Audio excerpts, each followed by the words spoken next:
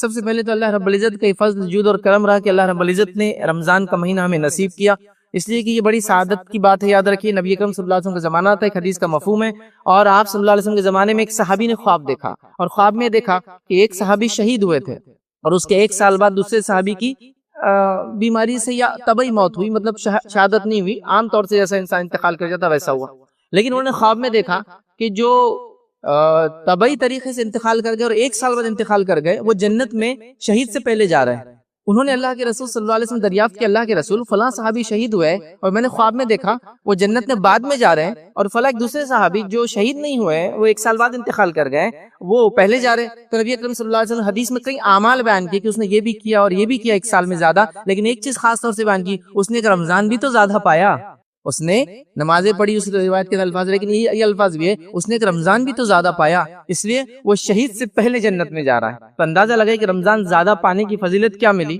یہ شہید کے معاملے میں تو ہم جانتے ہیں وہ جنت جانے والے، لیکن یہ شخص چونکہ اس نے اعمال زیادہ کیے اور ایک رمضان بھی پایا تو اس نے فضیلت اٹھایا، تو لہٰذا رمضان ایک غنیمت موقع اللہ رب العزت جو مجھے اور آپ کو دیتا ہے، ایک موقع دیتا ہے کہ اپنے ایمان کو ریوائیو کر لے، اپنے آپ کو ریچارج کر لے، اور پھر اس کو زندگی اور باقی رہی یہ اصل چیزیں۔ چلیے آئیے آج جو ٹاپک ہمارا جو عنوان ہے کہ رمضان میں ہونے والی جو کامن مسٹیکس ہے یا یہ غلطیاں جو ہم نہ کریں یا ان غلطیوں سے بچیں ہم رمضان میں، اس میں پہلی چیز ہم انشاءاللہ سحر کے تعلق سے کچھ باتیں دیکھیں گے۔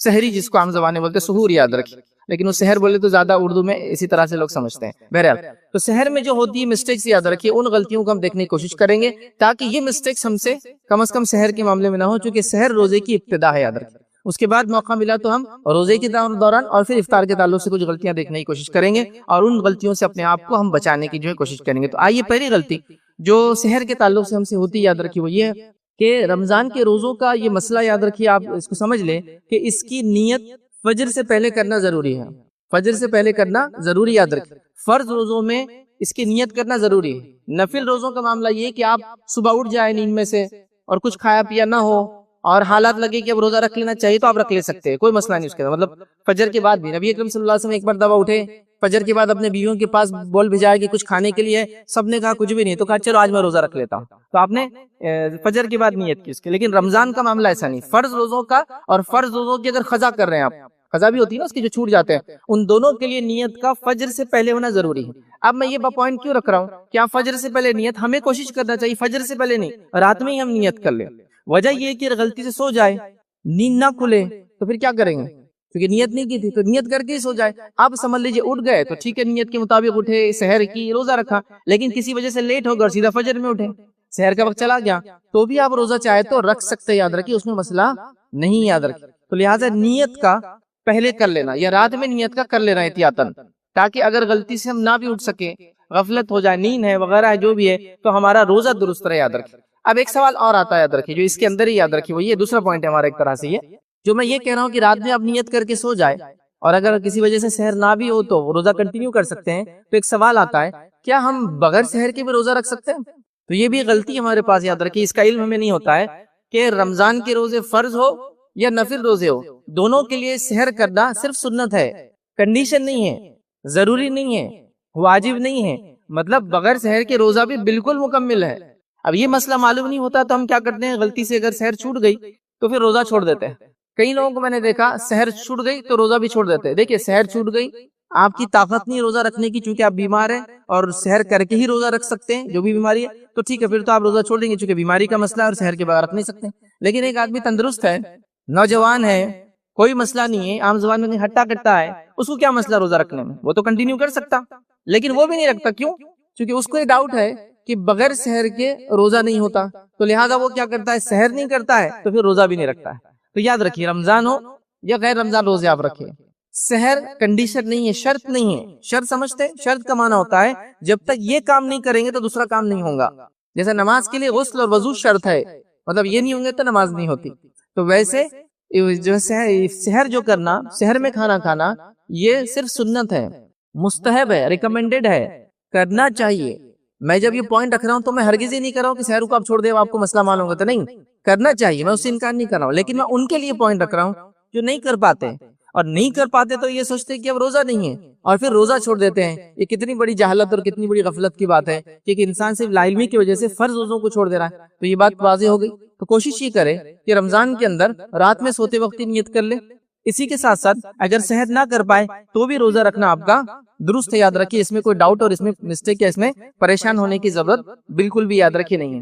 ایک اور مسئلہ ہوتا ہے یاد رکھیے جو سحر کے تعلق سے یاد رکھیے، اور یہ مسئلہ ہے کہ لوگ سمجھتے ہیں سحر کرنا چونکہ واجب ہے اور اس کو کرنا چاہیے، تو وہ اس حد تک سحر کرتے ہیں کہ اگر سمجھ لیجیے کسی وجہ سے سوتے رہے اور فجر ہو گئی یا فجر کی اذان پہ اٹھے، تب بھی اٹھتے ہیں، ایک گلاس پانی یا ایک نوالا کھاتے ہیں اور پھر روزے کو کنٹینیو کرتے ہیں.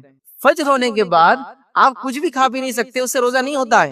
لیکن مسئلہ معلوم نہیں ہے، وہ کیا سمجھتے ہیں کہ جیسا جب نیند ہوشیار ہو تو تب نماز کا ٹائم، حدیث کے اندر الفاظ ہے نا، کوئی انسان غفلت میں تھا سو گیا، اب عصر کا وقت جانے پہ ہے یا چلا گیا اور پھر اٹھا، تو جب وہ اٹھے تب اس کے لیے وقت ہے، چونکہ وہ غفلت میں تھا، نیند میں تھا نا، اس کو پتا نہیں چلا. تو وہ اس مسئلے کو لاتے ہیں اور روزے پہ بھی لگا دیتے ہیں کہ ابھی اٹھے نا ہم، تو اب کیا کرتے ہیں، گھٹ پانی پی لیتے ہیں اور روزہ کنٹینیو کرتے ہیں. یہ کوئی ایسی بات نہیں کہ بہت اللہ ماشاء اللہ کوئی کر رہا ہے، یہ بالکل کامنلی میں نے یہ مسئلہ سنا ہے لوگوں سے کہ آج بہت لیٹ ہو گئے تھے، 7 بجے پانی پی کے سوئے. تو میں نے ایک دو بار سنا، پھر میں نے پوچھا 7 بجے پانی پی کے سوتے اس کا کیا معنی ہے؟ تو بولے وہ سحر ضروری ہے نا. ہاں. تو بولے سحر نہیں ہوئی تو ہم کیا کرتے، بولے جب بھی اٹھے ایک گھٹ پانی پی لیتے اور روزے کنٹینیو کرتے. فجر کے بعد آپ نے کچھ بھی کھایا کچھ بھی پیا تو روزہ نہیں ہوتا ہے آپ کا. تو لوگ سحر کو اتنا مطلب جس کو کہتے واجب سمجھ رہے، ضروری سمجھ رہے کہ فجر کے بعد بھی سحر چالو ہے. کچھ لوگوں کو یہ غفلت بھی ہوتی ہے سحر میں، جس کو آپ خاص طور سے یاد رکھے، اور یہ سوالات لوگ پوچھتے بھی ہیں کہ ہمارے پاس اذان تو 15 منٹ لیٹ ہوتی، لیکن اب اذان تک اللہ کے رسول صلی اللہ علیہ وسلم کے زمانے میں لوگ سحر کرتے تھے. ارے وہاں اذان اس زمانے میں اول وقت میں دی جاتی تھی، بالکل جیسا کہ سحر کا وقت ختم ہوا تو اذان ہوتی تھی، تو تب آپ کو سحر اذان تک کرنا تھی. ہماری اذانوں تک نہیں کرنا ہے، کوئی 10 منٹ بعد، کوئی 15 منٹ بعد، کوئی 20 منٹ بعد، کوئی آدھے گھنٹے بعد چل رہا ہے. تو یہ اذان نہیں ہے. وہ نبی اکرم صلی اللہ علیہ وسلم کے زمانے میں 2 اذان ہوتی تھی، ایک ہوتی تھی فجر سے پہلے اور ایک ہوتی تھی فجر کی ابتدا پر. فجر سے پہلے کی اذان ہوتی تھی، اس کو بولتے تھے تہجد کی اذان، جو لوگوں کو جگانے کے لیے ہوتی تھی. اسی لیے حدیث میں الفاظ اللہ کے رسول نے فرمایا جب بلال اذان دے تو تم کھانے پینے سے مت رکو، ہاں جب مکتوم اذان دے تو تم کھانے پینے سے رک جاؤ، چونکہ وہ فجر کی ابتدا پہ اذان دیتے ہیں. تو نبی اکرم صلی اللہ علیہ وسلم کے زمانے میں 2 اذانیں ہوتی تھی. پہلی فجر سے پہلے، وہ کس لیے ہوتی تھی، تہجد میں اٹھانے کے لیے، سحر کے لیے اٹھانے کے لیے. اور دوسری اذان کب ہوتی تھی، فجر کی ابتدا پر، جو بولیں گے فجر کی اذان. پہلی اذان دیتے تھے بلال رضی اللہ عنہ، دوسری اذان دیتے ام مکتوم رضی اللہ عنہ. تو آپ نے کہا بلال کی اذان پہ کھانا پینا مت چھوڑو، ام مکتوم کی اذان پر کھانا پینا چھوڑ دو، چونکہ وہ فجر کی ابتدا پہ اذان دیتے ہیں. تو اس سے ایک اور بات پتہ چلی، نبی اکرم صلی اللہ علیہ وسلم کے زمانے میں فجر میں اٹھانے کے لیے کیا کرتے تھے، اذان دی جاتی تھی. اس کو عام زبان میں تہجد کی اذان بول لیجیے آپ. تو اذان دی جاتی تھی. ہمارے پاس شہر میں اٹھانے کے لیے کیا کیا جا رہا ہے، مطلب ٹریڈیشنلی چلا رہا ہے، مطلب نسل در نسل چلا رہا ہے. کوئی باجے بجا رہا ہے، کوئی ڈھول بجا رہا ہے، کوئی ڈفلی بجا رہا ہے، کوئی الیکٹرک پولز بجا رہا ہے. ہوتا ہے نا آپ کے محلے میں جو ہالو والے پولز آتے ہیں نا، اندر سے خالی آتے لوگ اس کو بجاتے، وہ گھنٹے کی ایسی آواز کرتے بہت زور سے. تو کوئی پولز کو بجا رہا ہے، کیا کچھ نہیں ہو رہا، مطلب گانے اور بجانے کی آلات بجائے جا رہے فجر میں اٹھانے کے لیے. یا پھر وہ لوگ جو خاندان در خاندان گا کر اٹھاتے ہیں وہ آ رہے ہیں اور پتہ نہیں کیا کیا پڑھ رہے ہیں، قوالیاں گا رہے ہیں، ترانے پڑھ رہے ہیں، نعت پڑھ رہے ہیں. سنت موجود ہے، اذان سنت موجود ہے کہ فجر میں اذان دی جاتی ہے، معاف کرنا سحر میں اذان دی جاتی ہے. لیکن اب چونکہ اب سنت کو ماننا تو ہے ہی نہیں ہے، تو طے کر چکے ہم لوگ، جو سسٹم چلے آ رہے ہیں بس وہ چلے آ رہے ہیں. اللہ کے رسول کی واضح حدیث ہے کہ جب بلال اذان دے تو کھانا پینا مت روکو. تو کون سی اذان دے رہے بلال، فجر کی نہیں ہو، وہ سحر کے اٹھانے کے لیے تہجد کی اذان ہے. جب ام مکتوم اذان دے تو کھانا پینا چھوڑ دو، اس لیے کہ فجر میں اذان دیتے ہیں. تو یہاں یہ بھی مسئلہ ہے پاس کہ اٹھانے کے لیے سسٹم شریعت کے موجود ہے، لیکن ہم نے پیرلل سسٹمز نکال دیے جو بہرحال وہ الگ الگ ڈھنگ سے ہر الگ جگہ ہو رہے ہیں. اللہ تعالی ہماری حفاظت کرے. بہرحال تو یہ چل رہا ہے. تو اس بات کو آپ یاد رکھیے، ان مسائل کو سحر کے تعلق سے یاد رکھیے. بھائی سحر میں ایک اور غلطی جو ہم سے ہوتی ہے، غفلت ہوتی ہے، وہ یہ ہے کہ سحر کے وقت جو نیت کا میں نے کہا کہ رات میں سوتے وقت نیت کر لے، سحر میں نیت کر لے، اٹھ گئے تو فرض روزہ ہے نا. تو ایک مسئلہ یہ آتا ہے کہ لوگ نیت کرتے ہیں اور اس کے لیے الفاظ ادا کرتے ہیں. دیکھیں نیت کیا ہوتا ہے وہ بھی جان لیں. نیت دل کے ارادے کو بولتے ہیں. جیسے مثال، آپ مسجد کی طرف جا رہے ہیں، راستے میں کسی کا گھر نظر آئے جو بڑا غریب آپ کا پڑوسی ہے، محلے والا ہے، آپ نے نیت کر لی کہ اب جمعہ سے جانے کے بعد کچھ خرید کے لا کے اس کو دے دوں گا. تو یہاں آپ نے کیا کیا مجھے بتائیے؟ جب نیت کیا تو کیا کیا؟ کسی بازو والے کو پکڑ کے بولا میں نیت کرتا ہوں اس پڑوسی کو اناج دینے کے فلاں فلاں، کچھ بولا آپ نے؟ نتھنگ. آپ نے دل میں سوچا اور آگے بڑھ گئے. پھر جمعہ پڑھی، پھر دکان گئے، سامان خرید اور دے دیا، اجر مل گیا. نیت کرنے پہ ایک نیکی مل گئی، عمل کرنے پہ پھر آپ کو آگے کے 1 سے 10 اور اس سے آگے کی نیکیاں مل گئی. لیکن یہاں کچھ بولا آپ نے منہ سے؟ نہیں. تو نیت بولتے ہیں دل کے ارادے کو. جب انسان دل میں کسی کام کو سوچتا ہے، اس کو بولتے ہیں عربی میں نیت. اس نے نیت کر لی. تو ہمارے پاس سحر کی نیت کا بھی مسئلہ ہے. اس کے الفاظ لوگ پڑھتے ہیں، مطلب بولتے ہیں نیت، لیکن پڑھتے ہیں الفاظ، ٹھیک ہے، اور بہت ایک کامن الفاظ ہے، ہو سکتا ہے میں پڑھنے میں غلطی کروں چونکہ عموماً میں پڑھتا نہیں ہوں، ایک نیت کے لیے ایک الفاظ ادا کرتے ہیں، نویت ان اصوم غدا للہ تعالی من فی رمضان، اور بھی اس کے آگے آگے لمبا لمبا رہتا ہے، الگ الگ جگہ پہ الگ الگ اس میں الفاظ ایڈڈ ہے۔ تو دیکھیے نیت دل کا ارادہ ہے، میں نے اس کی مثال بھی دے دی، آپ نے پڑوسی کو غریب کو دینے کی ارادہ کیا، دل میں سوچ لیا، تو یہ نیت۔ اب آپ گاڑی چلا رہے ہیں، مثال کے طور پہ سمجھانے کے لیے بڑھو، آپ گاڑی چلا رہے ہیں، آپ کو لیفٹ سائڈ جانا ہے، تو کیا کرتے ہیں آپ؟ پہلے دل میں نیت کرتے ہیں کہ لیفٹ جانا اور چلے جاتے ہیں، کہ آپ بولتے ہیں میں گاڑی کو ٹرن لے رہا ہوں لیفٹ سائڈ اور فلاں ہے، منہ میرا اس کی طرف ہے، اس کی کچھ بھی نہیں کرتے آپ نے دل میں سوچا، اس کے بعد عمل شروع ہو گیا، آپ نے سوچا اب رائٹ جانا ہے، دل میں سوچا اور عمل شروع ہو گیا، اسی کو بولتے ہیں عربی میں نیت۔ اب نیت کے الفاظ روزے میں ہم نے نیت کے الفاظ بنا لیے، اور فرض روزے میں یہ کرتے ہیں، نبی اکرم صلی اللہ علیہ وسلم سے یہ الفاظ ثابت ہی نہیں ہیں، جو یہ جو نویت ان اصوم غدا للہ تعالی من فی، یہ ثابت ہی نہیں ہے، نہ صحابہ سے ثابت۔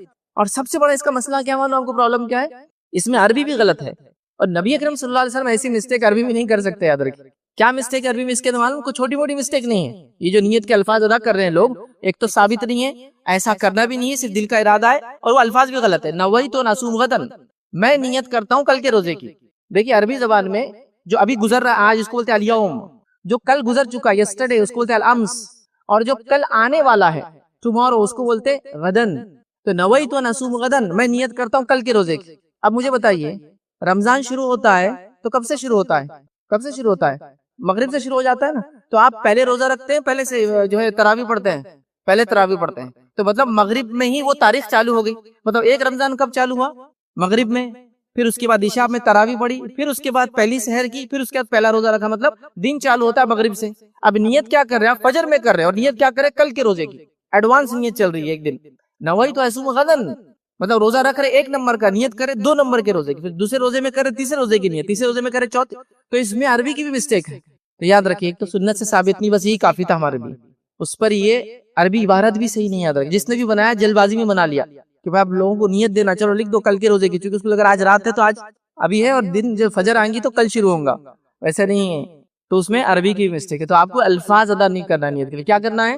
دل میں ارادہ کہ روزہ رکھنا ہے بس، اور روزہ کس کے لیے؟ اللہ کے لیے ہوتا، کوئی چیز کی بولنے کی ضرورت نہیں۔ اور یاد رکھیے ہر عمل سے پہلے جو حدیث کے الفاظ ہیں، انما الاعمال بالنیات، اعمال کا انحصار نیتوں پر ہے، اس کا معنی یہی ہے دل میں ارادہ کرنا، ٹھیک ہے، دل میں ارادہ کرنا ہی اس کا معنی ہے، کہیں بھی آپ کو الفاظ ادا نہیں کرنا، یاد رکھیں اس بات کو آپ سمجھ لیں، اس کو ذہن نشین کر لیں، ورنہ اتنی جس کو کہیں گے اہم عبادت ہے کہ اللہ کے رسول صلی اللہ علیہ وسلم جس نے رمضان کے روزے رکھ لیے اس کی مغفرت اللہ تعالیٰ کر دیتا ہے، اس عمل کی ابتدا بھی ہم ایک رانگ چیز سے، ایک غلط چیز سے، غلط دعا سے اس کی شروع کر رہے ہیں، یاد رکھیں۔ تو لہٰذا ہم کو دل میں ارادہ کرنا ہے، یہ اس کو نیت کہتے ہیں، یاد رکھیے، اور یہی انشاءاللہ عزیز کافی ہوتی ہے۔ اسی طرح یاد رکھیے سحر میں غفلت جو ہم سے ہوتی ہے، یاد رکھیے وہ یہ ہے کہ سحر کے وقت ہم اٹھتے ہیں، اور یہ بہت پرائم ٹائم ہے دعا کے لیے۔ اب دعا میں آپ اپنی حاجت بھی پوری کروا لیجئے، دعا میں آپ اپنی مغفرت بھی کرا لیجئے، دعا میں آپ اپنی بیماری کو دور کروا لیجئے، دعا بہت پرائم ٹائم ہے۔ عموماً یہ ٹائم پورا سال رہتا ہے، لیکن پورا سال تو ہم اٹھتے نہیں اس وقت جو سحر کا وقت ہوتا ہے، خصوصاً ہم رمضان میں تو سب اٹھتے ہیں، لیکن ہماری غفلت یہ ہوتی ہے کہ اس ٹائم کو ہم دعا کے لیے خاص نہیں کر رہے ہیں، توبہ کے لیے خاص نہیں کر رہے ہیں، استغفار کے لیے خاص نہیں کر رہے ہیں، اٹھتے اور صرف سحر کرتے ہیں۔ جلدی بھی اٹھ گئے تو کوئی یہ کام نہیں کرتا، اور دیر سے اٹھا بھی تو کام، مطلب بس اس کو سحر کا وقت ہی سمجھتے ہیں، صرف کھانے کا وقت سمجھتے ہیں، جبکہ یہ پرائم ٹائم ہے پورے لائف کا۔ صحیح بخاری اور صحیح مسلم کی روایت ہے، نبی اکرم صلی اللہ علیہ وسلم فرمایا یہ ہر مصیبت زدہ، ہر دکھ جس کو کہیں گے دکھ جو انسان دکھ سے گزر رہا ہے، ہر تکلیف اور بیماری سے گزرنے والے انسان سب کے لیے وقت ہے۔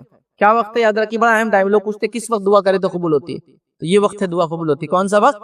سحر کا وقت، فجر سے پہلے کا وقت، رات کا تیسرا پہر بولتے ہیں اس کو، جو اس وقت وہ کرنا چاہیے۔ دن میں جو ہے 12 پہر ہوتے ہیں، یاد رکھیں یہ تیسرا پہر ہے رات کا، یہ ابتدا ہو رہی ہے، مطلب رات شروع ہو رہی ہے نا مغرب سے، تیسرا پہر ہے، آخری پہر ہے، یاد رکھیں۔ اب آئیے اس کے تعلق سے نبی اکرم صلی اللہ علیہ وسلم کیا فرماتے ہیں، ہمارا بزرگ پروردگار جو ہے رب ہر رات آسمانی دنیا پہ نزول کرتا ہے، ہر رات آسمانی دنیا پہ نزول کرتا ہے، اور جب رات کے آخری تہائی باقی رہ جاتی ہے اور ایک آواز لگائی جاتی ہے، کوئی ہے جو مجھ سے دعا کرے اور میں قبول کر لوں؟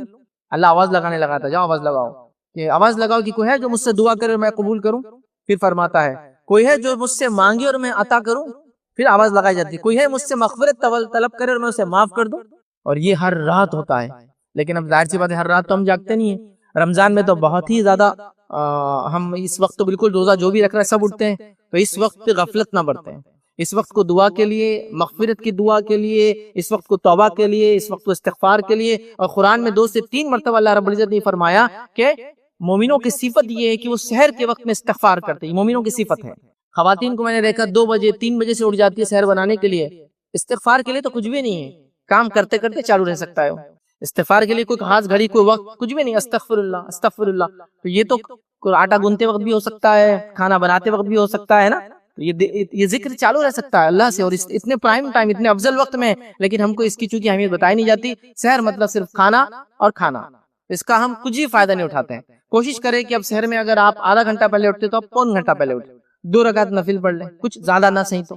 اس کے بعد اپنے رب سے دعا کر لے جو کہ آواز لگا رہا ہے، چاہتا ہے معاف کرنا بندوں کو، چاہتا ہے دعا ان کی قبول کرنا، چاہتا ہے ان کے دکھ درد کو مٹانا، تو کیجیے آپ. سب سے افضل وقت ہے یہ، سب سے افضل وقت ہے دعا کا ادب. چونکہ سب سے افضل نفل عبادت تہجد کی نماز ہے، سب سے افضل ہے، کیونکہ وقت ہی ایسا ہے کہ اس کی فضیلت ہو جاتی ہے اس نماز کی. اسی طرح اس وقت کی دعا، توبہ، استغفار، یہ بھی اہم یاد رکھ. لیکن ہم روز اٹھتے ہیں سحر میں، لیکن اس وقت کا فائدہ نہیں اٹھا رہے. تو اب سب لوگ کوشش کریں اس کا فائدہ اٹھائے. اور استغفار کے خاص طور سے استغفر اللہ، بس اتنا استغفر اللہ اتنا ہی آپ پڑھے، استغفر اللہ. اس کے علاوہ بھی سید الاستغفار وغیرہ جن کے بڑے بڑے الفاظ یا لمبے الفاظ ثابت ہیں وہ بھی آپ پڑھ سکتے ہیں، لیکن اس کے بڑے فائدے ہیں، اس کے بڑے فائدے ہیں. بس موقع نہیں ہے. ایک چھوٹا سا واقعہ سناتا ہوں. احمد بن حنبل رحمہ اللہ ایک مرتبہ اپنے شہر سے، بغداد سے کسی دور علاقے میں چلے گئے کچھ کام کے سلسلے میں. اب رات ہو گئی تو وہ چھوٹا سا خرید تھا، وہاں کوئی ہوٹل یا دکان یا وہ نہیں تھی کہ جہاں وہ رکے. آپ رات میں تلاش کرنے لگے، مسجد کے قریب گئے تو مسجد رات میں بند کر دی جاتی تھی، کسی سیکیورٹی یا کسی حفاظت کے تدبیر کے اعتبار سے مسجد ہی بند کر دی گئی. مسجد کے سامنے ایک شخص تھا جو روٹیاں ڈالتا تھا، اور وہ کے اندر ایک قدیم زمانے سے ٹریڈیشن ہے، وہ سالن گھر میں بناتے ہیں، روٹیاں باہر سے خریدتے ہیں، اور روٹیاں تندور میں سیکی جاتی تھی. تو بہرحال وہ روٹی ڈال رہا تھا، نان بھائی جس کو بولتے ہیں، یا جو بھی بہرحال نان ڈال آپ کے روٹی ڈالنے والا. تو وہ شخص ڈال رہا تھا، تو اس نے دیکھا کہ ایک مسافر ہے، پریشان ہے، تو کہا آپ آ جائیے اندر اور یہاں بیٹھ جائیے. اب کیا کریں، رات سردی والی ہے تو تندور بھی ہے، تھوڑا گرم رہیں گا، لیکن سونے وغیرہ کی جگہ نہیں تھی. لیکن دکانوں تو چھوٹی سی دکان بیچاری. تو امام احمد بن حنبل رحمہ اللہ وہاں جا کر بیٹھ گئے. جب بیٹھ گئے تو دیکھا وہ آدمی رات جو آٹا گوند رہا تھا، چونکہ ابھی تو رات کی ابتدا تھی نا، وہ صبح کے لیے بنا رہا تھا چیزیں، تو استغفار کر رہا تھا، مطلب استغفر اللہ پڑھتے پڑھتے وہ آٹا گوند رہا ہے، فلاں کام کر رہا ہے. تو امام احمد بن حنبل رحمہ اللہ کو تھوڑا سا ایک خیال آیا، کیوں نہ اس سے پوچھتا ہوں اس کو کچھ فائدہ ہوا نہیں ہوا اس استغفار کا، اتنا پڑھ رہا ہے یہ، مطلب یہ ہمیشہ پڑھتا ہوں. تو انہوں نے سے پوچھ لیا کہ تمہیں اس استغفار کرنے کا کچھ فائدہ ہوا کبھی؟ استغفر اللہ یہ پڑھنے کا کچھ فائدہ ہوا کبھی؟ اس کے بڑے فائدے یاد رکھیے، ان گنت فائدے استغفار پڑھنے کے. تو کہا بہت فائدہ ہوا. کیا فائدہ؟ کہا آج تک ایسا کوئی مسئلہ یا ایسی کوئی دعا نہیں تھی جو میں نے اللہ سے کی ہو اور وہ قبول نہ ہوئی ہو میں استغفار کرنے کی وجہ سے. تو کہا اچھا. کہا ایسی کوئی ہے جو باقی ہے؟ تو کہا ایک دعا باقی ہے جو قبول نہیں ہوئی ہے. تو کہا کیا دعا ہے؟ تو کہا ہمارے زمانے کے بڑے امام ہیں، ان کا نام امام احمد بن حنبل ہے، خواہش ہے کہ میں ان سے ملوں، لیکن آج تک ان سے ملاقات میری نہیں ہوئی، اور میں اپنا بزنس چھوڑ کر بغداد نہیں جا سکتا ان سے ملنے کے لیے، کیونکہ چھوٹا موٹا آدمی تھا، ایک دن 2 دن بھی سفر کرے گا تو اس کی بزنس تجارت مار کھا جائیں گے، بیوی بچے ڈیپینڈ ہے اس پر. تو دیکھیے اللہ تعالیٰ نے امام احمد بن حنبل کو بھی اس سے ملا دیا. استغفار کی برکتیں یاد رکھیں. تو بڑی برکت، جس کو کہیں گے برکت والا لفظ ہے یہ استغفر اللہ. اتنا ہی پڑھیے آپ، زیادہ یاد بھی نہیں تو. اور یہ ہماری مصیبتیں، دکھ، تکلیف، پریشانیاں، بیماری سب کچھ دور کر سکتا ہے. یاد رکھیے اللہ تعالیٰ نے یہ ساری تاثیرات دی ہے، یاد رکھیں. تو بہرحال سحر روز کر رہے ہیں، 1 مہینہ کر رہے ہیں، لیکن یہ الفاظ نہیں آ رہے. یا پھر جو لوگ قضا روزے رکھتے ہیں، یاد رکھیں قضا روزے کے لیے بھی اٹھتے ہیں نا، اس کے لیے بھی نیت ضروری تب بھی کی. تو سحر میں جب بھی اٹھے آپ، بہرحال یہ عام ہے، سال بھر کے لیے کیجیے آپ، لیکن رمضان میں تو ہم اٹھتے ہی، اس لیے میں نے کہا کہ خاص اس وقت کو ہم لوگ ضائع کر دیتے ہیں، ویسٹ کر دیتے ہیں، برباد کر دیتے ہیں، یاد رکھیے، اور اس کا فائدہ نہیں اٹھا پاتے. تو لہٰذا کوشش کریں کہ اس کا ہم فائدہ اٹھائے، اس وقت کا دعا کرے، توبہ کرے، استغفار کرے. اور ویسے بھی تہجد کی نماز کی فضیلت میں ایک فضیلت کیا ہے معلوم آپ کو؟ کیونکہ سب سے افضل نفل عمل ہے، اس کی فضیلت کیا ہے کہ یہ بیماریوں کو دور کرتی ہے نماز. روایت کے اندر کئی الفاظ ہیں کہ تم رات کی نماز پڑھا کرو، یہ تم سے پہلے کے نیک لوگوں کا شیوا تھا، اس رات کی نماز کی وجہ سے تمہارے گناہوں کو معاف کرتا ہے، تمہاری بیماریوں کو دور کرتا ہے. یہ الفاظ بھی حدیث کے اندر ہے. تو سحر کے وقت، مطلب رات میں تہجد پڑھنا، جو سحر کے وقت خاص ہے، تہجد کا وقت عشاء کے بعد چالو ہو جاتا ہے، لیکن یہ افضل وقت ہے. اس وقت تہجد پڑھنے سے بیماریاں دور ہوتی ہیں. کتنے لوگ ہیں جو بیماری سے پریشان ہیں، کتنے لوگ ہیں جو یہ کہہ رہے اللہ ہماری نہیں سن رہا، نعوذ باللہ. آپ سنائیے تو صحیح اللہ تعالیٰ، پکاریے تو صحیح جیسا پکارنا چاہیے، کوشش تو کیجیے جیسا اس کا حق ہے، اور اللہ تعالیٰ سب کی سنتا ہے. یاد رکھیں یہ بڑی غلط فہمی ہوتی ہے. آئیے چھوٹا سا واقعہ سنا تو کہ اللہ تعالیٰ کیسے سنتا ہے.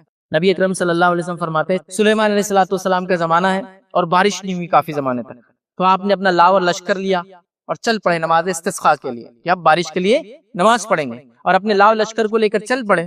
جب راستے میں چل رہے تھے تو آپ نے سب سے کہا کہ واپس چلو، ہم کو واپس جانا ہے. تو لوگوں نے کہا اللہ کے نبی سلیمان ابھی تو نماز نہیں ہوئی، ہم تو نماز کے لیے جا رہے تھے نا، استسقا، نماز نہیں ہوئی اور آپ واپس چلنے کا حکم دے رہے. تو کہا جب ہم راستے میں جا رہے تھے تو میں نے ایک چوٹی کو دیکھا، وہ پیٹھ کے بل لیٹی تھی، اپنے پیروں کو آسمان کی طرف اس نے کیا تھا اور اللہ سے اس نے دعا کی، اللہ تعالیٰ نے اس کی دعا سن لی. اب ہم کو دعا کرنے کی مطلب نماز استسقا کی ضرورت نہیں ہے، بارش ہونے والی ہے. سمجھ رہے ہیں بات کو؟ تو اللہ تعالیٰ تو چوٹیوں کی بھی سنتا ہے، جانوروں کی بھی سنتا ہے. بس مسئلہ یہ ہے کہ مانگنا ہے مانگنے والے، مانگنے کا طریقہ ہے، مانگنے کے وقت ہے، مانگنے کا جس کو کہیں گے مخصوص وقت بتائے گئے، اوقات بتائے گئے، لیکن ہم لوگوں کو وہ نہیں.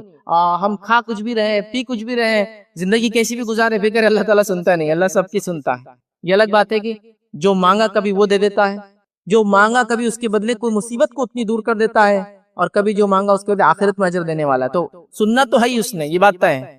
سمجھ رہے بات کو؟ تو لہٰذا اس چیز کو بھی ہم سمجھیں. تو سحر کا وقت بڑا اہم ہے، تو اس وقت کو ہم ضائع کر رہے ہیں. خاص طور سے یہ سحر تو کر رہے ہیں لیکن توبہ نہیں کر رہے ہیں، استغفار نہیں کر رہے ہیں، نماز نہیں پڑھ رہے. اور جو عورتیں ہیں جو نماز نہیں بھی پڑھتی ہے ان حالات کے اندر بھی ہے، تو استغفار کو تو کوئی ممانعت ہے ہی نہیں. یہ سب تو کر سکتی ہے نا رات کے وقت، رات کے دعا کا فضیلت اٹھا سکتی ہے، استغفار کی فضیلت اٹھا سکتی ہے، اپنے گناہوں کی معافی کی دعا کر سکتی ہے. بہرحال بہت ساری چیزیں کر سکتی ہے اور کرنا چاہیے. آئیے اسی طرح صبح کے وقت ایک جو مسئلہ سحر کے اندر ہوتا ہے، یاد رکھیں، جو ہمیں علم نہیں ہوتا، جس کی وجہ سے بڑے مسائل ہوتے ہیں، لوگ پوچھتے بھی ہیں اور کبھی کبھی شرماتے بھی ہیں، لیکن بہرحال شرمانے کی چیز تو ہے ہی نہیں، یہ چیز چونکہ شرعی مسئلہ ہے. تو کیا ہوتا ہے کہ صبح کے وقت ایک انسان ہوتا ہے جو جنابت کی حالت میں ہوتا ہے، مطلب وہ ایسی حالت میں ہوتا ہے کہ اس پہ غسل واجب ہو جاتا ہے. اب وہ ایسی حالت میں ہونے کے بعد سوچتا ہے کہ اب میں روزہ نہیں رکھ سکتا ہوں. اگر سمجھ لیجیے مثال کے طور پہ وہ سویا تھا، اب اٹھا تو سحر کو صرف 10 منٹ ہے، تو اب سحر کروں یا غسل؟ تو وہ سوچتا ہے کہ نہیں سحر نہیں ہوتی ایسی حالت میں. اور کبھی کبھار تو میں نے یہاں تک لوگوں کو سنا کہ ہم نے روزہ چھوڑ دیا. کیوں روزہ چھوڑ دیا؟ کہ رات میں غسل نہیں تھا تو روزہ چھوڑ دیا. دیکھیے غسل کا روزے سے کوئی لینا دینا نہیں، غسل کا آپ کی نماز سے، فجر کی، لیکن روزے سے نہیں. تو آپ کو اگر غسل نہ بھی ہو، غسل واجب بھی ہو، تو آپ سحر کر لے سکتے ہیں، پھر اس کے بعد غسل کر لیں، اس کے بعد آپ فجر کی نماز کی چلے جائیں. نبی اکرم صلی اللہ علیہ وسلم کے تعلق سے میں عائشہ فرماتی ہے اور کہتی ہے کہ بعض مرتبہ، اور صحیح بخاری کی روایت ہے، بعض مرتبہ فجر ہوتی تو رسول اللہ صلی اللہ علیہ وسلم اپنے اہل کے ساتھ جنوبی حالت میں ہوتے تھے، پھر آپ غسل کرتے تھے اور آپ روزے سے ہوتے تھے. مطلب آپ اٹھتے تھے، سحر کرتے تھے، روزہ شروع ہو گیا، پھر آپ غسل کرتے تھے اور پھر اس کے بعد فجر کی نماز کو جاتے تھے. تو غسل کا تعلق آپ کے نماز سے ہے، ادرک روزے سے نہیں. تو روزے کے لیے آپ کوئی بھی حالت میں اٹھے، ٹھیک ہے، چاہے کہ ایک آدمی شادی شدہ ہو، ایک آدمی غیر شادی شدہ ہو، نوجوان ہو، یہ ہو سکتا ہے مسئلہ. تو کیا کرنا ہے؟ اس کو صرف اس کو سحر کرنا ہے، غسل لینا ہے، اس کے بعد نماز کو آپ چلے جانا ہے. تو روزے کا تعلق غسل سے نہیں ہے. مطلب سحر بھی لوگ کرتے نہیں، اگر غسل نہیں ہے تو کر بھی لے تو سمجھتے ہیں روزہ باطل ہے، کمزور ہے، ناقص رہیں گا آج کل. ایسا کچھ بھی نہیں. اب اسی میں ایک مسئلہ، ایک پوائنٹ جوڑ دیتا ہوں، وہ یہ ہے کہ ایک انسان شادی شدہ ہے، غیر شادی شدہ، جوان ہے، بوڑھا ہے، مرد ہے، عورت ہے، بچہ ہے، وہ سو گیا. اب ہوتا ہے فجر کا تو سو جاتا ہے انسان، سو گیا اور اس کا احتلام ہو گیا، مطلب پھر غسل واجب ہو گیا. تو لوگ سمجھتے روزہ ٹوٹ گیا اور پریشان ہوتے ہیں. اب سوال بھی نہیں کر پاتے نوجوان، تو کس سے سوال کرے، کیا بولے، اور سمجھتے روزہ ٹوٹ گیا. دیکھیے ایک اصول بتاتا ہوں، ایک جنرل اصول بتاتا ہوں. روزہ کسی چیز کے کھانے سے ٹوٹتا ہے، کسی چیز کے نکلنے سے نہیں ٹوٹتا ہے. پیشاب نکل گیا، روزہ نہیں ٹوٹا، وضو ٹوٹ گیا. آپ کا پیخانہ نکل گیا، آپ کا وضو ٹوٹ گیا، روزہ نہیں ٹوٹا. آپ کو احتلام ہو گیا، ویٹ ڈریم دیکھ لیا آپ نے، آپ کا غسل ٹوٹ گیا، روزہ نہیں ٹوٹا، کیونکہ چیز نکلی ہے. آپ کو بلڈ، کسی کو جو ہے ٹیسٹنگ کے لیے اپنا بلڈ دینا ہے، وہ نکلا، روزہ نہیں ٹوٹا. نکلنے سے نہیں ٹوٹ رہی کوئی بھی چیز. ناک بہ رہی ہے، روزہ نہیں ٹوٹا اس سے، کیونکہ باہر نکل رہی چیز، جا نہیں رہی اندر کچھ بھی. سمجھ رہے ہیں؟ تو نکلنے سے روزہ نہیں ٹوٹتا ہے، رکھے تو وہ چیز ہے. تو اب یہاں کیسے روزہ ٹوٹ گیا سمجھتے ہیں. تو نوجوان پریشان، گھر میں بول سکتا نہیں، غسل کیسے لے، کسی سے مسئلہ پوچھ سکتا نہیں، اور پریشان ہوتے. کوئی پریشان ہونے کی ضرورت نہیں. آپ کے روزے پہ اس کا کوئی امپیکٹ، کوئی ایفیکٹ ذرہ برابر بھی نہیں آتا ہے، یاد رکھیں. ٹھیک ہے، مطلب اتنا بھی نہیں کہ آپ پریشان ہوں کہ میں اب کیسے کروں اور کیا کروں. آپ کا روزہ بالکل درست ہے، آپ اپنے روزے کو کنٹینیو کیجئے، یاد رکھیے اس میں کوئی مسئلہ نہیں آتا. ٹھیک ہے، تو یہ چند باتیں تھی جو سحر کے تعلق سے جو میں نے آپ کے سامنے رکھی. آئیے روزے کے تعلق سے کچھ اور مسائل جو دیکھتے ہیں، جس کو ہم کہیں گے روزے کے اندر عمومی ہونے والی غلطیاں. اب یہ تھا روزے سے پہلے سحر کے اندر ہونے والی جنرل مسٹیکس جو ہم کرتے ہیں. اب آئیے وہ دیکھیں گے کہ روزے کی حالت میں ہونے والی کچھ غلطیاں. یقیناً یہ بات پوری نہیں ہو پائیں گی، تو اگلے جمعہ اس کو انشاءاللہ کنٹینیو کریں گے. تو روزے کے جو احکام نہ سیکھنا، یہ بہت بڑا مسئلہ ہے. یہ غلطی ہم کرتے ہیں کہ روزہ تو رکھتے لیکن اس کے احکام نہیں سیکھتے. تو میں آپ کو ایک بات بتا دیتا ہوں، وہ غور سے سنیں. آپ جو چیز کا کرنا اللہ نے ہم پہ فرض قرار دیا ہے، جیسے توحید ہے، فرض ہے ہم پر، ہمیشہ اس حالت میں رہے کہ ہم ایک اللہ کو مانیں. نماز، روزہ، زکوٰۃ، یہ فرائض ہے. تو جو فرائض ہے، جیسے نماز پڑھنا فرض ہے، تو نماز جن چیزوں سے مکمل ہوتی ہے وہ چیز نہ بھی فرض ہے. نماز کب ہوتی ہے اور کب نہیں ہوتی وہ جاننا بھی فرض ہے. جیسا کہ اگر نماز پڑھنا فرض ہے تو غسل سیکھنا بھی فرض ہے. چونکہ بغیر غسل کے وضو نہیں ہوتا اور بغیر وضو کی نماز نہیں ہوتی ہے نا. تو جیسا نماز پڑھنا فرض ہے، غسل سیکھنا بھی واجب ہے، وضو سیکھنا بھی واجب ہے، نماز سیکھنا بھی واجب ہے، نماز کب ہوتی ہے اور کب ٹوٹتی سیکھنا بھی واجب ہے، سجدے سہو سیکھنا بھی واجب ہے، سب سیکھنا واجب ہے چونکہ وہ فریضہ ہے نا. تو فریضے کو تکمیل کرنے کو جتنی چیزیں لگتی ہے سب سیکھنا ہم پر واجب ہو جاتا ہے. تو روزہ ہے، اب روزہ رکھنا فرض ہے تو اس کے مسائل جاننا بھی کیا ہوا ہم پر واجب اور فرض ہوا. لیکن عمومی طور سے روزے کے مسائل ہم نہیں پڑھتے ہیں. دیکھیے روزے کے مسائل تو اتنے مختصر ہے، نماز کا تو میں بولوں گا ذرا بڑی کتاب ہو جائیں گی چونکہ غسل سے چالوں گا، لیکن روزے کا معاملہ تو ایسا ہے 30-40 پیجز کی کتاب میں مکمل مسائل آپ پڑھ لے سکتے ہیں روزے کے کمپلیٹ. یا میں شاید زیادہ بول دے رہا ہوں 30-40 بڑے فونٹ میں، وہ چھوٹی کتاب آئیں گی اتنا آپ پڑھ لے الحمدللہ پورے مسائل معلوم ہو گئے آپ. چلو روزے کے معاملے میں مطمئن ہوں گے. اب ایک مثال دیتا ہوں آپ کہ روزے کے مسائل نہ جاننے سے کیا مسئلہ ہوتا ہے. اب مثال کے طور پہ ایک آدمی ہے روزہ رکھا لیکن ابھی وہ کیا ہے روزے سے پہلے کی عادتیں باقی رہتی ہے. اب چلتے چلتے کچھ اٹھا کے کھا لیا، مطلب اس نے جان بوجھ کے نہیں کیا، اب عادت ہوتی ہے نا یہ اٹھا کے کھا لیا، امی کچھ بنا رہے تو ہاتھ ڈال دیا، بیوی کچھ بنا رہی تو ہاتھ ڈال کے اب کھا لیا. اب کھانے کے بعد اب تلمل شروع ہو جاتا اس کا، بیوی بول رہی روزہ ٹوٹ گیا تمہارا، بہت ہاتھا ڈالتے تھے نا، نہیں بولتے سنتے نہیں نا، چلو اللہ نے تم سے بدلہ لے لیا. تو امی کے پاس جا رہا، امی بولے نہیں روزہ ہے تیرا. چچا کو فون لگا رہا، چچا ایسا ہو گیا روزہ ٹوٹ گیا بیٹا تیرا، اب کھا لے تو کچھ بھی. ماموں کو فون، ماموں بولے نہیں روزہ ہے تیرا باقی ابھی، پورا دن ہے نہیں ہے نہیں ہے. اب یہ تو اس آدمی کا معاملہ ہوا جس نے کچھ کھایا نہیں بعد میں. اب ایک آدمی کہہ رہا تھا اب چلو کھا لیے نا اور کھا لیتا ہوں. اب جب اس نے سیکنڈ ٹائم کھایا اب روزہ ٹوٹ گیا اس کا، کیونکہ جب فرسٹ ٹائم اس نے کھایا تھا نبی اکرم صلی اللہ علیہ وسلم حدیث سے فرمایا جب کوئی غلطی سے کھا لے اور پی لے یہ اللہ نے اس کو کھلایا اور پلایا، مطلب اس کی تقدیر میں تھا تو اللہ نے اس کو ایسا کھلا دیا. روزے میں کھا نہیں سکتے، حرام ہے روزے میں کھانا، لیکن اللہ نے اس کی تقدیر میں لکھا تھا تو اس نے کھا لیا، ہو گیا ہو. تو جو ہو گیا ہو گیا، ختم ہو گیا. اب اس میں کوئی ملامت نہیں، کوئی کمزوری روزے میں نہیں آتی، کچھ نہیں ہوتا. لیکن اب مسئلہ معلوم ہے. اچھا دوسرا مسئلہ یہ بھی یاد رکھیں، آپ نے کسی وجہ سے روزہ توڑ دیا یا آپ کا روزہ ٹوٹ گیا، ٹھیک ہے، بیمار اور مسافر کو چھوڑ کر، تو آپ روزے کو کنٹینیو تو نہیں کریں گے چونکہ وہ ختم ہو گیا، لیکن آپ کھائیں گے پیئیں گے نہیں کیونکہ دوسرے لوگ کھا رہے پی رہے نہیں ہیں. آپ اس کا احترام کریں گے اور سمجھے آپ بھی کھائیں گے پیئیں گے نہیں شام تک. تو اب اس نے کیا کیا، پہلے تو علم نہیں تھا کہ کھانے پینے سے روزہ ٹوٹتا ہی نہیں، جو غلطی سے غفلت سے کھا لیا، غفلت اور غلطی سے یاد رکھ، جان مجھ کے نہیں، تو نہیں ٹوٹا اس کا روزہ. لیکن اب وہ کوئی اس کو مشورہ دیتا اب کھا لو، اب کیا کھا لیے تو اب کیا دن کا فائدہ اٹھا لو، تو روزے میں وہ ایسا کھا نہیں سکتا یاد رکھ.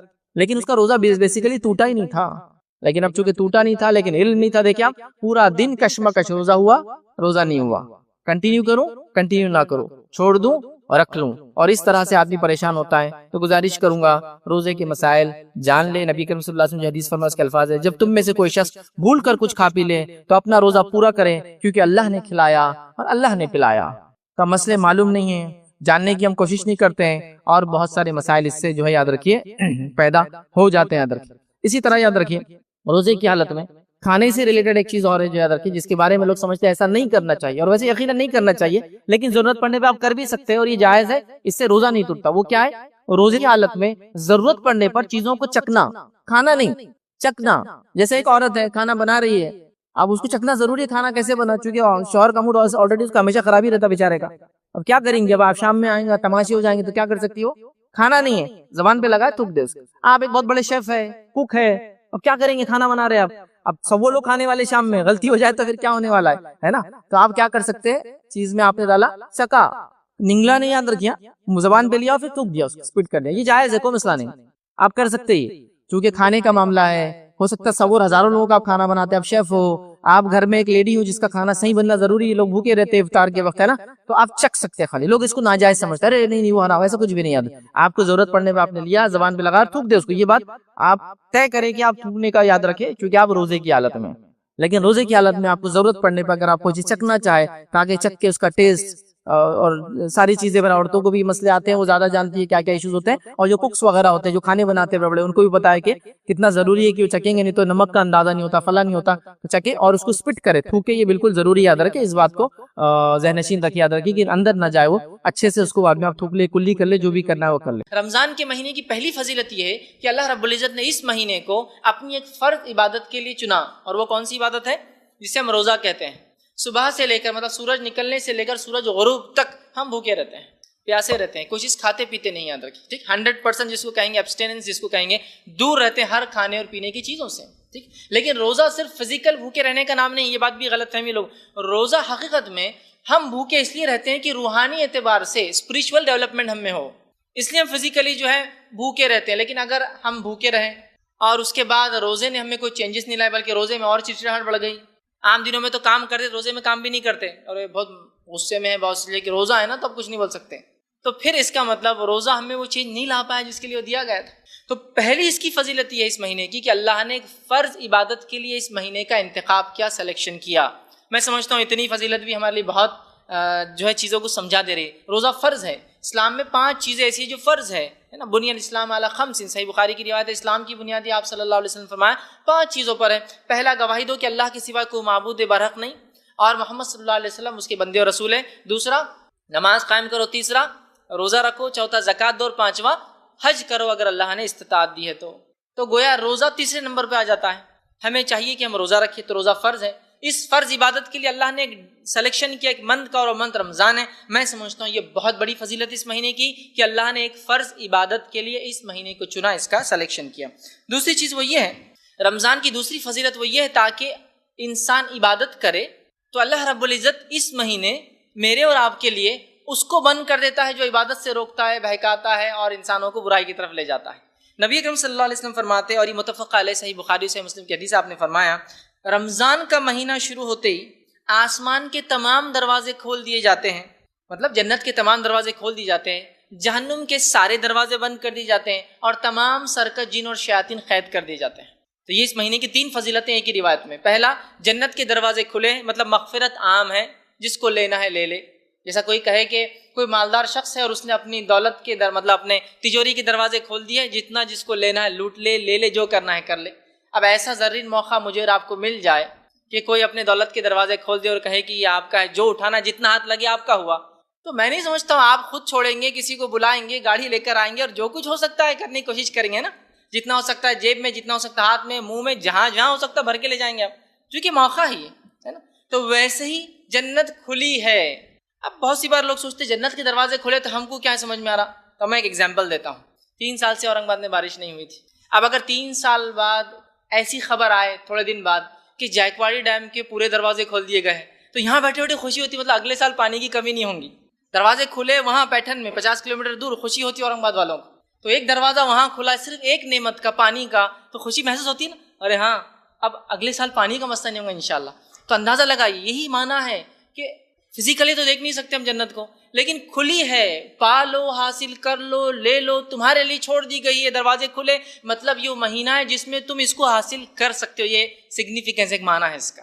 گیٹ کھل گئے مطلب پانی ایکسیس ہو گیا، ڈیم میں بہایا جا رہا ہے، مطلب ڈیم فل ہو چکا ہے، اگلے سال کے لیے پانی ہے. تو یہاں جنت کے دروازے کھلے ہیں، جہنم کے دروازے بند ہیں، مطلب اللہ کی مغفرت عام ہے. جہنم کے عذاب سے بچنا بہت آسان ہے اس مہینے میں. اس مہینے کو اپنے مغفرت کا مہینہ میں اور آپ بنا سکتے ہیں. اور ایک اور اہم چیز، تیسری چیز، سرکش جن اور شیاطین قید ہے. جو بہکانے والا بند ہے، جو وسپرز دیتا ہے، جو بہکاتا ہے، آ کے پھسلاتا ہے کہ یہ تھوڑی دیر سو جاؤ، فجر کا بھی کوئی مسئلہ نہیں ہے، اذانیں آدھا گھنٹہ پہلے ہو جاتی ہے. خیر مرد جماعت سے پڑھتے ہیں تو آدھا گھنٹہ پہلے ہو جاتی ہے، ابھی تو ٹائم باقی ہے، ابھی تو سورج نکلنا ہے، اذان ہی ہو رہی ہے. آپ محسوس کر سکتے ہیں، ہے نا. اسی طرح جو ہے ٹی وی دیکھتے بیٹھے ہیں، کبھی تو ارے ایک سین اتنا چلے جائے تو فلاں چیز مل جائیں گی، اٹھتے ہیں اور اس نماز کا وقت چلا جاتا ہے. تو بہکانے والا بھی نہیں ہے. مطلب دیکھیے، اگر کوئی بہکانے والا شیطان کھلا ہوتا تو پھر اعمال میں کہیں نہ کہیں کوتاہی آ جاتی تھی. اب شیطان بھی بند ہے تو اللہ نے ایک پروویژن بھی دیا کہ دیکھو تم اعمال کر سکتے ہو، بہکانے والا بند ہے. اب اگر کوئی یہ کہے کہ رمضان میں بھی تو لوگ گناہ کرتے ہیں، یہ 11 منتھس کی شیطان کی ٹریننگ کا نتیجہ ہے. ابھی تو بند ہے وہ، لیکن سکھا کر چھوڑ کر چلا گیا تو اس کے اثرات تو باقی ہوتے ہیں، لیکن حقیقت میں ابھی موجود نہیں، بند ہے. تو یہ اس کے 3 فضائل دیکھیے ایک ہی روایت میں آ رہا ہے. اسی طرح اس مہینے کی فضیلت میں یہ آتا ہے، اس ماہ کیا گیا عمرہ حج کے برابر ثواب دیتا ہے. تو کتنی بڑی بات ہے. اللہ نے جس کو موقع دیا، مال و دولت دی، ضرور عمرہ کرے اس مہینے میں. اسی طرح اس مہینے کی فضیلت یہ ہے کہ قیامت کے دن، یہ جو مسند احمد کی روایت ہے، قیامت کے دن روزے دار کی سفارش کرنے والا ہے. اور نبی اکرم صلی اللہ علیہ وسلم فرمایا کہ حدیث کے الفاظ یوں ہیں کہ قیامت کے دن قرآن آئیں گا اور کہیں گے اللہ یہ راتوں میں میرے لیے جاگتا رہا، مطلب قیام کیا، راتوں کی نماز پڑھی اور مجھ کو تلاوت کی. اور روزہ آ کر کہیں گے اللہ یہ میرے وجہ سے دن بھر بھوکا اور پیاسا رہا. اور رسول اللہ صلی اللہ علیہ وسلم فرماتے ہیں دونوں ضد کریں گے، دونوں اڑ جائیں گے. ایک روایت میں دونوں لڑیں گے کہ نہیں ان کو تو آپ کو چھوڑنا ہی پڑے گا، اور وہ کہیں گے ان کی مغفرت کر، میرے پڑھنے والے کی اور مجھے رکھنے والے کی. اور اللہ تعالیٰ آپ سے فرماتے ہیں دونوں کی بات رد نہیں کریں گے اور قبول کریں گے. گویا روزہ اور قرآن سفارشی ہے، سفارشی ہمارے جو روزے قیامت اللہ کے پاس لڑیں گے ہمارے لیے آ کر. تو کتنی بڑی بات ہے نا. تو اس روزے کو ہم مکمل کریں گے جیسا اس کا حق ہے، تلاوت قرآن کریں گے، راتوں میں جاگیں گے، اس کو پڑھیں گے، یہ دونوں چیزیں آ کے اللہ کے سامنے آڑ بن جائیں گی اور ہمارے مغفرت کا ذریعہ بن جائیں گی۔ بہت سارے لوگ سفارشی ڈھونڈتے ہیں کسی کام کے لیے، اللہ رب العزت قیامت کے دن جو حقیقی سفارشی بتا رہا ہے، ہمیں چاہیے کہ ان سفارشیوں کو واقعی میں اپنے حق میں کر لیں، اتنا قرآن پڑھے کی گواہی دے اور اتنے روزے اور ایسا مکمل روزہ رکھے جیسا حق ہے تاکہ یہ گواہی دے ہمارے لیے، ٹھیک ہے؟ تو یہ دونوں سفارشی ہے ہمارے۔ آگے آئیے، روزے کے اجر کے تعلق سے نبی اکرم صلی اللہ علیہ وسلم فرماتے اور کہتے ہیں، یہ صحیح مسلم کی روایت ہے کہ روزے کے لیے حدیث قدسی ہے۔ حدیث قدسی اس حدیث کو کہتے ہیں جو اللہ تعالیٰ سے نبی اکرم صلی اللہ علیہ وسلم سیدھے روایت کرتے ہیں۔ پہلا راوی اللہ تعالیٰ ہوتا ہے کہ تمہارا رب تم سے فرماتا ہے، اللہ نے مجھ سے کہا۔ جب بھی ایسی حدیث آئے سمجھ لیجیے حدیث قدسی ہے۔ تو آپ صلی اللہ علیہ وسلم فرماتے ہیں کہ روزے کے تعلق سے اللہ فرماتا ہے فَإِنَّهُ لِي، روزہ میرے لیے ہے، وَأَنَا أَجْزِي بِهِ، اور اس کا اجر میں ہی دوں گا۔ تو روزہ کس کے لیے؟ اللہ کے لیے ہم رکھتے ہیں، اس کا اجر کون دیں گا؟ اللہ تعالیٰ دیں گا۔ اب آئیے اس بات کو تھوڑا سا سمجھنے کی کوشش کرتے ہیں۔ فار ایگزامپل، مثال کے طور پر سمجھ لیجئے میں اس شہر کا ایک مالدار انسان ہوں اور میں آپ سے کہتا ہوں کہ اگر میرے ایک کام کے لیے آپ وسیلہ بن جائے، میرا کام کر دے تو میں کچھ دوں گا۔ تو آپ آٹومیٹیکلی میرے اسٹیٹس کے اعتبار سے ایکسپیکٹیشن آپ کی ہوتی ہے، یعنی ان کا اسٹیٹس یہ ہے تو کم از کم اتنا تو ایک آدھ کچھ ہینڈ سیٹ وغیرہ تو مل ہی جانا چاہیے، ایک آدھ فلاں اسٹیٹس اور ہے تو ایک آدھ ٹو ویلر کا تو ایکسپیکٹیشن ہو سکتی ہے کہ اگر یہ کام ان کا ہو جائے تو ہوتا ہے نا۔ اب اورنگ آباد شہر کا سب سے مالدار انسان کہے کہ یہ کام کر دیے تو کچھ دوں گا، ایکسپیکٹیشن چینج ہو جاتی ہے آپ کی۔ مہاراشٹر کا سب سے مالدار انسان کہے کہ آپ کو کچھ دوں گا ایک کام کیا، ایکسپیکٹیشن بڑھ جاتی ہے۔ انڈیا کا سب سے مالدار انسان کہے کچھ دوں گا، دنیا کا سب سے مالدار انسان کہے کچھ دوں گا تو ایکسپیکٹیشن کتنی ہائی ہوتی ہے نا۔ اللہ کہہ رہا ہے روزہ رکھو کچھ دوں گا، ایکسپیکٹیشن کم از کم یہ تو ہو سکتی کہ سب سے چھوٹی جنت تو ہونا ہم کو۔ کوئی پلاٹنگ کرنے والا اگر پلاٹنگ نکالتا ہے اپنی زمین میں تو اس کو ساتھ دینے والا سوچتا ہے سب سے چھوٹا پلاٹ تو بھی کم از کم مجھے ملنا چاہیے، ہوتا ہے نا۔ بٹ نیچر ہے چونکہ اس کے پاس جو چیز ہے وہ پلاٹس ہیں، وہ بھی دے سکتا ہے آسانی سے۔ تو اللہ تعالیٰ کہہ رہا ہے روزہ میرے لیے ہے تو بندو اجر میں دینے والا۔ کیا ایکسپیکٹ کرتے اللہ سے ہم لوگ؟ کم از کم اپنی مغفرت، اس کا معنی ہے کہ جنت، کم از کم کچھ نہیں تو سب سے چھوٹی جنت۔ اور سب سے چھوٹی جنت کے تعلق سے حدیث میں آتا ہے وہ دنیا کے، ہمارا جو گلوب ہے دنیا سے 10 گنا بڑی ہوں گی۔ سب سے اسمالسٹ، سب سے چھوٹی جنت جو سب سے آخری انسان کو ملیں گی وہ کتنی ہوں گی؟ دنیا سے 10 گنا بڑی، 10 ٹائمس اس سے بڑی۔ سب سے اسمالسٹ ہے، یاد رکھیے۔ بڑے بڑے کتنے ہوں گے اس کا اندازہ نہیں لگا سکتے ہم، ٹھیک؟ تو بہرحال کم از کم یہ تو امید ہے گناہ گار بندہ کر سکتا ہے، اللہ مغفرت تو مل جائیں گے، چونکہ آپ نے کہا فَإِنَّهُ لِي، روزہ آپ کے لیے تھا تو میں نے رکھ کے آیا، آپ اس کا اجر مجھے دیجیے۔ تو کیا ایکسپیکٹیشن؟ یہ ہماری مغفرت کر دے، جنت دے، جنت میں اعلیٰ سے اعلیٰ مقام دے، کچھ نہ تو گناہ گار بندہ یہ تو تصور سب سے چھوٹی جنت تو ملیں گی۔ تو گویا اللہ کہہ رہا ہے یہ میرے لیے ہے، میں اس کا اجر دینے والا ہوں، لیکن حدیث میں کنڈیشن آتی ہے۔ کیا کنڈیشن ہے سنیے، میں اس کا جزا دوں گا۔ روزہ آنکھ سے ڈھال ہے، لہٰذا جس روز تم روزے سے ہو فحش گوئی مت کرنا۔ کنڈیشنل ہے تھوڑا سا، کس کو مغفرت ملیں گی؟ کنڈیشن فرسٹ، فحش گوئی نہ کرے، گندی بات نہ کرے۔ آگے فرمایا بےہودہ کلامی نہ کرے۔ آگے فرمایا اگر کوئی گالی گلوچ کرے، لڑنے آئے تو کہہ دے میں روزے سے ہوں، میں یہ کام نہیں کر سکتا۔ لیکن اس کا ہرگز معنی نہیں ہے کہ افطار کے بعد ملو، تو وہ ہو جائے گا کہ نہیں فیض بھائی نے بولے اب بات تو سمجھ میں آ گئی، افطار کے بعد ملو آپ میرے کو، پھر باقی پورے جمع کر کے لکھ کے رکھتی ہوں اور پھر بتاؤں گی کیا اس کا بدلہ ہے۔ نہیں ہونا چاہیے۔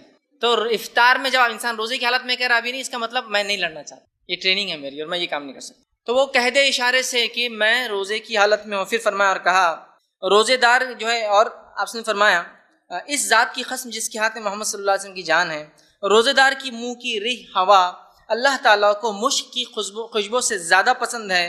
روزے دار کے لیے 2 خوشیاں ہیں جس سے وہ خوشی حاصل کریں گا، ایک روزہ رکھنے کے بعد افطار کی خوشی، دوسرا جب رب سے ملیں گا تو اس کے اجر کی خوشی۔